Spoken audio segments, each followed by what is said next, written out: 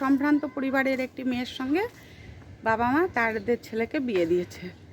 এবার ছেলে কি করতো, খালি বলতো আমি ব্যবসা করি।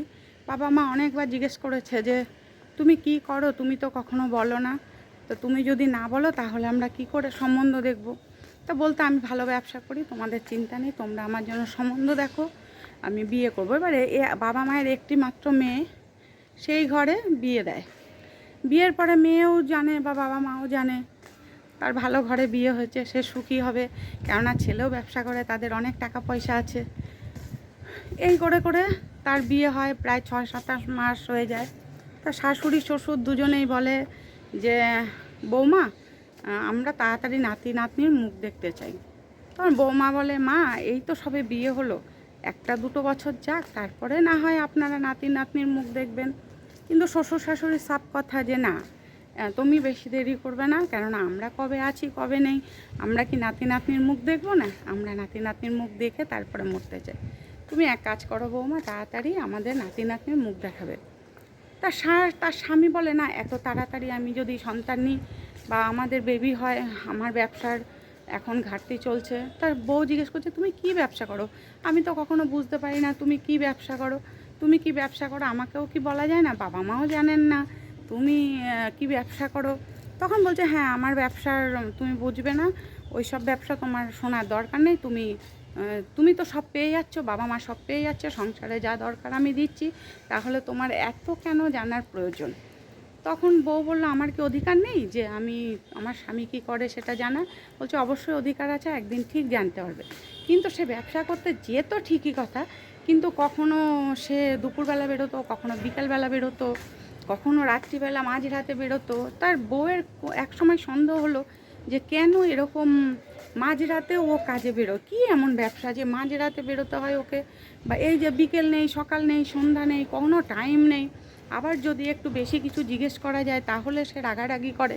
তা মা বাবাকে অনেক জিজ্ঞেস করেছে, শ্বশুর শাশুড়িকে, যে কেন ও এরকম উল্টোপাল্টা টাইমে বলে। আমরা জানি না মা, তোমার হাজব্যান্ড তুমি জিজ্ঞেস করে নাও, তোমাদের বরকে জিজ্ঞেস করে নাও, তাহলে দেখবে জানতে পারবে যে ও কী করে, আমরা জানি না। তখন বলছে মা বাবা হয়ে আপনারা জানেন না আপনাদের সন্তান কী করে, ও কি কত দূর পড়াশোনা করেছে। তখন শ্বশুর শাশুড়ি বলে ও তো গ্র্যাজুয়েশন কমপ্লিট করেছে। বলছে তাহলে কি ব্যবসা করে সেটা আপনারা জানেন না। তা বলছে না মা। তারপরে যাই হোক কিছুদিন যাওয়ার পরে মেয়ে বলল আমি অনেক দিন বাপের বাড়ি যাই না, আমি বাপের বাড়ি যেতে চাই। তা বাপের বাড়িতে স্বামী বলল ঠিক আছে যাবে, আমি দিয়ে আসবো তোমাকে। তা বউকে নিয়ে গেছে বাপের বাড়ি গিয়ে দিয়ে এসছে। এবার বউ না বলেই হঠাৎ করে একদিনকে বাড়িতে চলে এসছে। এসে দেখে একটি মেয়ে খুব চিৎকার করে কাঁদছে। তখন সে লুকিয়ে লুকিয়ে সব দেখেছে যে শ্বশুর শাশুড়ির কাছে এবং স্বামীর কাছে খুব কাঁদছে যে তাকে তুলে নেওয়ার জন্য।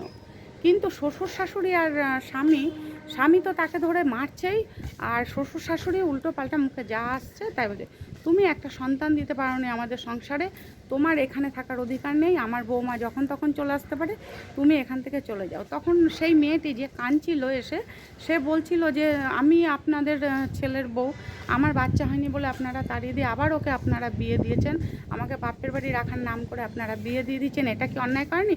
আমি যদি থানায় গিয়ে বলি তাহলে আপনার ছেলের তো কেস হয়ে যাবে, জেল হয়ে যাবে, তা আপনারা কি সেটা চান না আমাকে তুলে নেবেন? তখন বলছে তুমি এখনই বেরিয়ে যাও।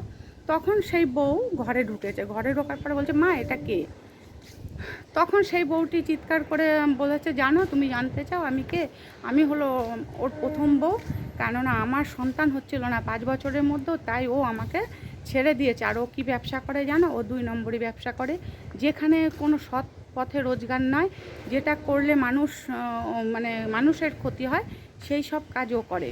ও হচ্ছে লোকের কাছ থেকে টাকা নিয়ে নিয়ে বাজে কাজ করে। তা তুমি জানো এসব? তখন সে খুব অবাক হয়ে যায়। বউ বলে আমি এখন আর তোমার সঙ্গে সংসার করতে চাই না, এক্ষুনি আমি চলে যাব। যে মেয়েকে বাচ্চা না হওয়ার জন্য তাড়িয়ে দিয়েছে তারা মানুষ হতে পারে না, তাহলে ও যদি এই সংসারের স্থান না পায় তাহলে আমিও এই সংসারে আর থাকবো না। তখন স্বামী এবং শ্বশুর শাশুড়ি সবাই মিলে বললো ঠিক আছে তোমরা দুজনই থাকো, তবে আমার বাচ্চা চাই। তখন বললো হ্যাঁ আমার বাচ্চা হয়নি তো কী হয়েছে, ওর হবে।